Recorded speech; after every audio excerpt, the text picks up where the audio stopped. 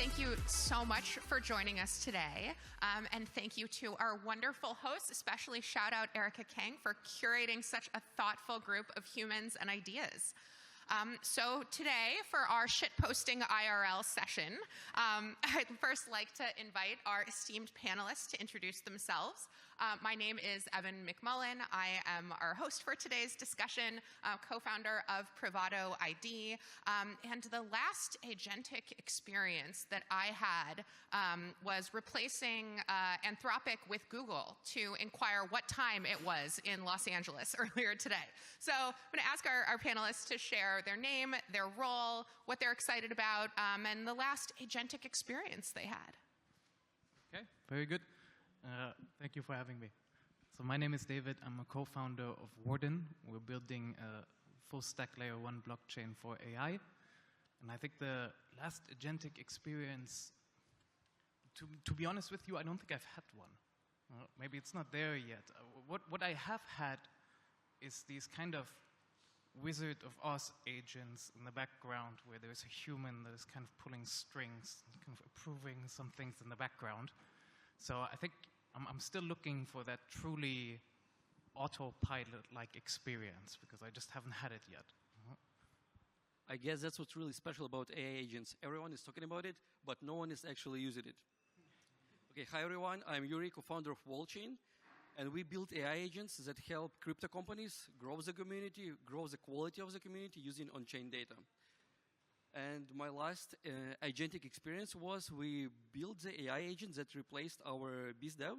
So it was looking for Twitter for our target companies that we want to reach out. And it found warm intros through our followers on Twitter, and it was actually making those intros on Twitter. It's some sort of level 3 AI agent with human control, but it was still something relevant, something practical that we were able to touch. That's it. Yurii, I think the quote you're looking for is AI agents are like sex in high school. Everybody's talking about it, but nobody's actually doing it. On that note, I'm Don. I'm the co-founder and CEO of Nevermind. We're hyper-focused on enabling AI agents to pay and get paid. I've been in the ML space for 20 years, and I've been at this cross-section for way longer than it's been cool. I co-founded a project called Ocean Protocol back in 2017. So I've just been hyper-focused on this cross-section for probably way too long. Similar to you, my last agent experience, so we're in the process of building out an entire sales workflow with agents, with disparate agents coming from different builders, from different companies. So if you haven't checked out stuff like Ava from Artisan, which is an email campaign generating agent, you can populate this agent with your company info, and it'll go out and search your ICP candidates and come back with bespoke email campaigns for these individuals.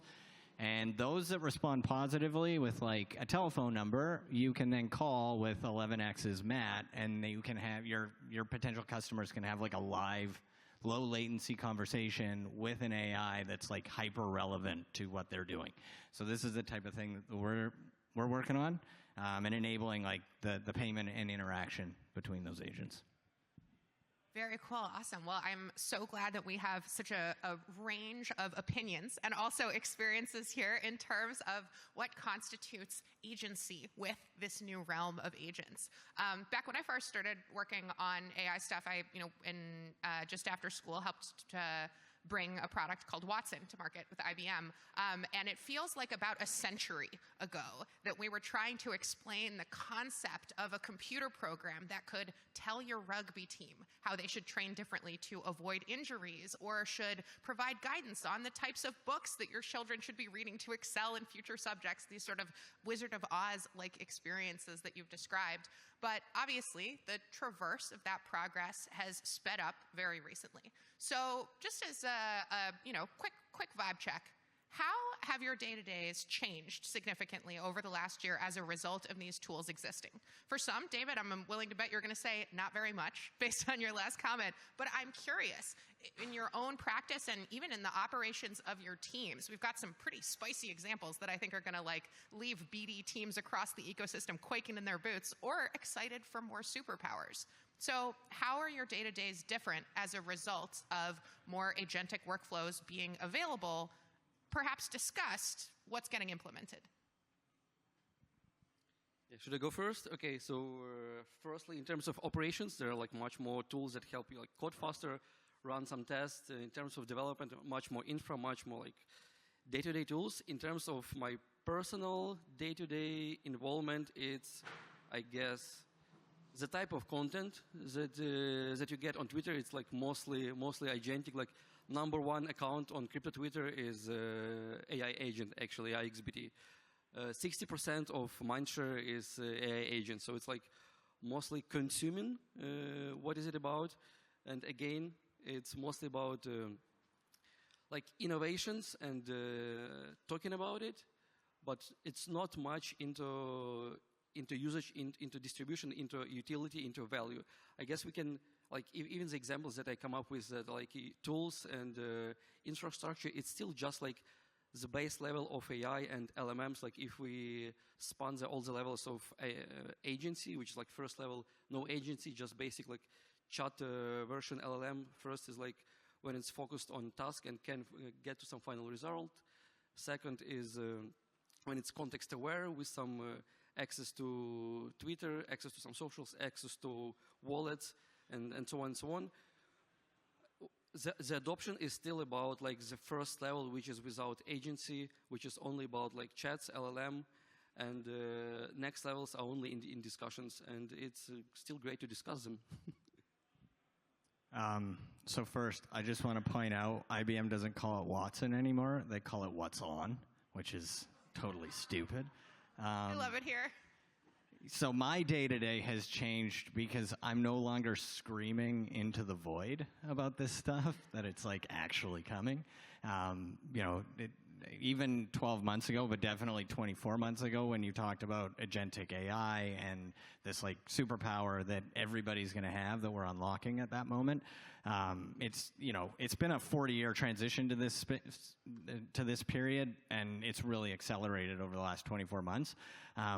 Now what we have is this real sort of, I think, change in perspective that these computer programs are really going to, you know, it's a paradigm shift, right? And so that recognition has changed my day-to-day, because I can now go out to market and say, you know, there is a productive capacity that's being created, and that will be like ephemerally created between, you know, one agent spinning up a bunch of replicas of itself. The question becomes, how do we capture the value of that? And we believe fundamentally that capturing the last mile in the form of payments is hypercritical to the scalability of this ecosystem. And then on the personal side, you know, I can just do more work, you know, like I'm constantly on Gemini or GPT. Like today I was going through, we have two pretty disparate websites. One's an app, the other's like kind of our landing site. And I was asking ChatGPT, you know, 4.0 and 01 mini, like, what exactly should we do to harmonize these two sites? And it comes back with like quite accurate recommendations for the changes that you should make to start to harmonize like these two very disparate websites that we have. So, you know, operationally, I'm getting feedback from an AI that like I'm paying $20 a month for, that in the past would have taken 2 or 3 weeks of analysis and probably like 15 to 25 grand to get. Yeah, it's big differences. I think for my day-to-day, I mean, we're very focused on building a specific type of agent at Warden, and that's what Ilya defined as like a decentralized autonomous agent. So this is a type of agent that is really trying to embody the principles that blockchain has been created on. You know, permissionlessness, decentralization, self-custody, censorship resistance, et cetera, et cetera, et cetera. But in doing so, you really need to try to bring together two very disparate systems. You know, blockchain and AI haven't really given that much consideration to one another. It's kind of developed in isolation from one another.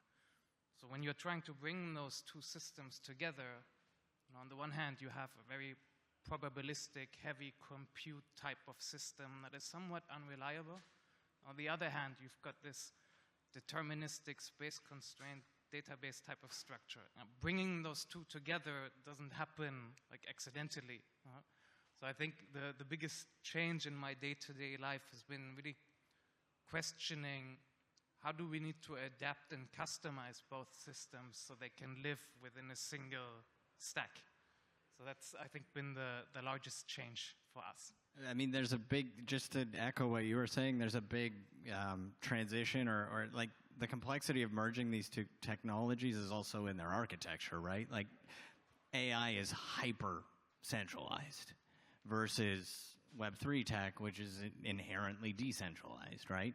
So merging effectively paradigms is complicated, and the reality is up until literally like 12 to 24 months ago, there weren't a lot of people actually considering these two technologies merging together.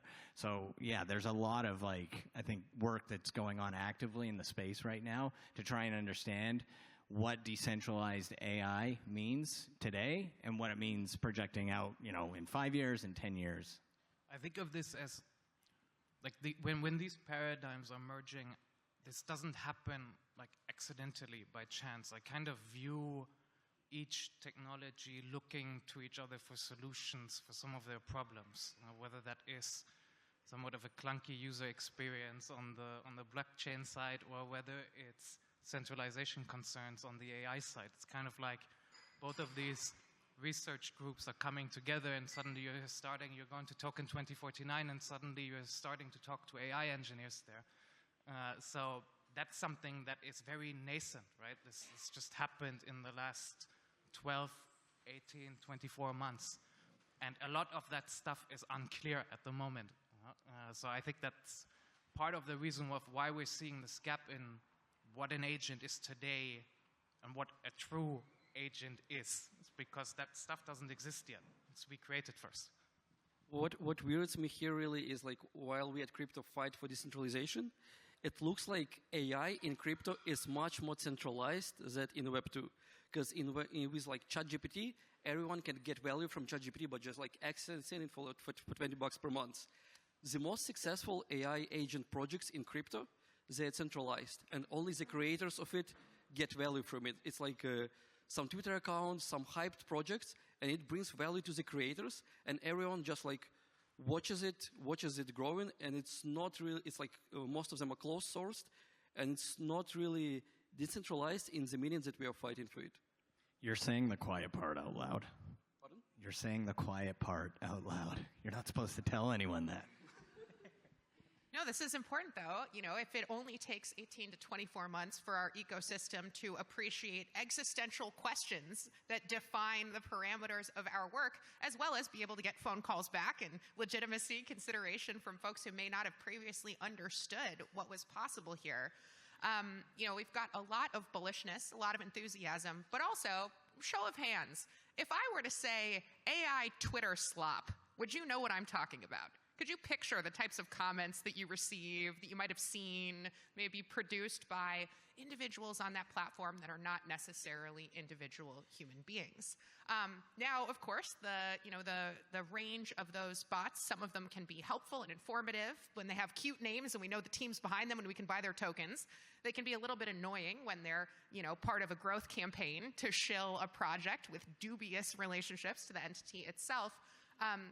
At Privado ID, we focus on taking the guesswork out of that question, making it really easy to determine whether a user is a unique human being or is an agent operating on behalf of a different party. No creepy orb, though. I don't want your eyeballs. You can take them to some other guy. However, when we think about the concept of identity and blockchains and agents, it's getting kind of messy up in here without the ability to easily attribute. Yes, Yurii, what do you think? Question, how do you find if it's a user, if it's a human, or if it's an agent? How do you determine? Yeah, you said that you do it at Privado ID. Oh, so, we can nerd out on our client-side proof generation, the ability to take in information from government ID. No, not necessarily. Your face and, proof that you are part of a specific group to be able to confer a piece of verifiable data from a known party. So being able to basically provide metadata to your identifier in a zero-knowledge, privacy-preserving manner. So you can prove that you have certain traits without necessarily revealing what those are. In terms of identifying agents, one of the sort of memes that's bubbled up as a result of these questions is KYA, or knowing your agent. So not quite KYC, but rather what are the canonical sets of traits or capabilities that are valuable to describe your wrapped for loop that we're calling an agent now. So kind of on that front, this begs an interesting question. What happens when bots do bad things? What does accountability look like in this world where we're asking agents to produce as many paper clips as they can, and suddenly they decide that humans shouldn't exist anymore because they take up space that could be held by paper clips? How are you guys thinking about, risk management, if at all, or accountability for agentic workflows? All right, I'll start. So there's a lot of questions around this. I'll start with the more relevant that can be implemented today. So you touched on sort of the non-deterministic, probabilistic nature of agents, the fact that they can hallucinate, right? And people question like, oh, these aren't going to go into production. Guess what, everybody? Humans hallucinate. Like, we are, probabilistic in nature. What do? We wrap ourselves in business process logic, and that's how we constrain the outcome, right? So these are sort of tried and true processes that we can wrap this agentic agent in. So I think that's sort of the lowest hanging fruit in terms of how we're going to actually see these things scale in the short term. On the other hand, I think part of what you're alluding to is sort of this question of alignment, and how do we make sure that we're not creating murder bots or one murder bot that's going to destroy the human race trying to create paper clips. So what the predominant mechanism for that right now is trying to imbue sort of morality or ethics into the model on the training side. We're taking a different approach. We have a different concept of this, and it's symbiotic with like the ethical and moral treatment that goes on at the model training side in the alignment case. So what we believe is that we're actually in a new, we're in a category defining stage, right? That category, we're calling it AI commerce. We believe that what we're witnessing is the rise of a new consumer that's going to manifest as trillions of AI agents, and that we're going to need new rails to enable the scalability of these agents transacting. I think one of the applications of AI commerce is actually in alignment, right? We see this on a socioeconomic level today, right? So the example I give, a couple of years ago, there was a study at Stanford. It's called Smallville. It was this AI agent. Well, it was really models that they put together that in this closed ecosystem. They ran the experiment for 2 days. They gave it external inputs like, hey, it's Valentine's Day. And these things had like a Valentine's Day party. And one of the novel commentaries was these agents, instead of when they would go for lunch, instead of going to like a cafeteria or a restaurant, they would go to the bar. Right? And it was a funny anecdote. Ha, ha, ha, these stupid agents, they're going to the bar for lunch, right? And my mind was like, well, if you want to prevent that, fire the agents when they come back from work, right? Like, imbue these economical constraints, rewards, or disincentives to these environments. That requires commercial activity. So I'm a strong believer in like getting these agents paid and allowing them to pay as quickly as possible, getting them in as active economic actors into our systems will enable us to help control the outcomes. That is a great point. Agents might be considered one of the largest underbanked or unbanked populations on chain. Quick comment on how can we make AI agents not do bad things. So firstly, when you chat with AI agents, always be polite and start your message with please. Okay, just kidding. So it's only about AI agents that have like level 3 or more, or at least like some partial of level 3, which are context aware, and the context may be limited as well with some rules. And if they are level 3 or more, there is a concept of a manager AI agent which controls the behavior of the first AI agent and makes sure that it doesn't behave bad and approves some intermediary steps. And I guess that's most of the things that we can do now. There is also like human control AI agents, but as it grows, it's not like scalable. But making it managed but in other AI agent is like one of the ways to go. And as not managed, setting up the rules of like ethics and some morals and the roles and the behaviors that it should follow should work, but we'll see long term as it evolves and grows like more AGI. Not sure what will happen there. So Jensen Wang's comment at CES this year was that IT is going to turn into HR, but for agents. So, I mean, that's another control mechanism. I think one of the problems that you need to overcome with agents, like in general, is you've got this search problem. Like, if you're going to Google and you're typing in something, you're kind of guaranteed a result. Unless you're searching for something super obscure, chances are very high you're going to get some type of result back. Now, that's the same with an LLM. If you prompt an agent into an LLM, you're guaranteed a response. And that's a bit like, maybe you've got like a chatty friend at dinner in your friend circle. It's kind of talking a bit too much, and they don't really know what they're talking about. At the same time, you're entrusting that friend to manage things on behalf of you. Right now, that's tweets, that's trivial type of interactions. But perhaps there's a future in which you're going to entrust this agent to handle your money.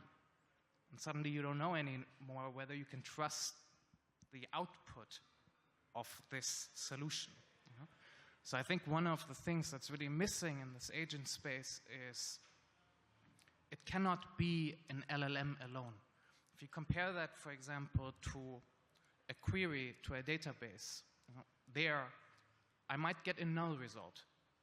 I might look it up, but I'm guaranteed to either get something reliable or not. So I think one of the things that's missing in here is some type of orchestration between the search part and the database information retrieval part that's keeping these things in line, that's keeping them sane. And it's a bit like a self-driving car. The self-driving car doesn't speed beyond the limit because there's a system in place to check against it. So where is that for these things? That's what we're wondering. And I think that's a really good question, especially as we think about the evolution of the internet as we know it today, right? The semantic web decreased the labor of search by making discoverability straight in your face with a single "I'm feeling lucky" button. But without the commensurate database, without the parameters, the white lines on the road, and the cars that are watching out for them, we create a creative opportunity space, let's say, for things to get pretty weird. So as we think about security and evolution in the next year, what is top of mind for you guys to keep this on the rails, to keep us within our white lines, and to avoid being replaced for paper clips? It sounds like manager agents and the sort of HR of IT is a paradigm that we might see more of, but what is that going to look like, do you think? It's January. Let's hit some predictions. I think that a lot of agents will graduate massively in their skill set and in the way that they are. Right now, they're a bit like toys. That will change. I think that in terms of predictions, I think that 99% of these entertainment agents are going to die. I don't think that they have that much value right now. If your agent is just focusing on copy-pasting on Twitter, a chatbot isn't an agent. So I think that will dissipate. They will graduate, become more mature, they will gain more functionality, they will have access to more tools. I think that there will be a sentiment reversal towards these chatbots in general. I think at the moment, in crypto, they're the shiny toys, and it's a bit like you're seeing an elephant painting for the first time. It's cool. But that novelty wears off quickly, specifically in crypto. And I think people will start to discriminate against those in favor of human KOLs. And I think that will kind of, that will change. So that's my prediction for next year. Interesting. So my predictions would be like, let's start with the current state. Like many people say that we are in a bubble, in some sort of bubble. I would say that more precisely we're in sort of Gartner hype cycle, that it will like go very high up, then 80% down, and then slowly go up again to the like proper stage. There was like a week ago graph from Mezari that matched the growth of AI agents to DeFi in 2021, and it's growing really similar. And we are at the very beginning of it, and we have like still kind of 7x to growth. Of course, it doesn't prove anything, and it's kind of boys' mess to see this way on the graphs, but I believe in it. And what I think will really change, as you mentioned, that it will not be about engagement, AI agent for engagement, but for utility, for value, and like getting real distribution. Because innovation itself is not utility, is not value for the end users. A few more points about like the current bubble. What I think makes it different from all the previous bubbles that we've seen before, starting from like .com, blockchain, restaking last year, and so on. Previously, it was based on real usage. Like restaking was popular, and people did deposit money in restaking. Some other themes were popular, and people really used it. People really mined it. Like 2021, DeFi, Olympus DAO, people were really depositing money to it. Right now, everyone is talking about agents. No one is really using it. It's all of the innovations were being like, it's popular on crypto Twitter. One agent paid to another agent for paintings, for drawings, for some services. It's innovation. It's news. Another agent like bought a toilet paper on Amazon with like description of it. It's very fun. It's innovating, but no one is really using it end to end. So the first point here is that no one is using it. And second point is that people love tech bubbles because it brings uncertainty and it's unknown. People are attracted to unknown. And AI agents have a ton of unknown. It's the most unknown technology. Because even the developers, the creators of it, are not aware what is it capable of, what it can do. And that's why why everyone is watching so precisely, and like every piece of innovation sparks a lot of interest, and no one knows like how far the next direction can grow. So yeah, I believe it go highly up, then down, and then we will see the burst of utility and value. So I'm going to be a bit contrarian. I think we're going to see at an accelerated pace the breakdown of white-collar knowledge work. I think there's going to be an erosion of the value that has traditionally captured.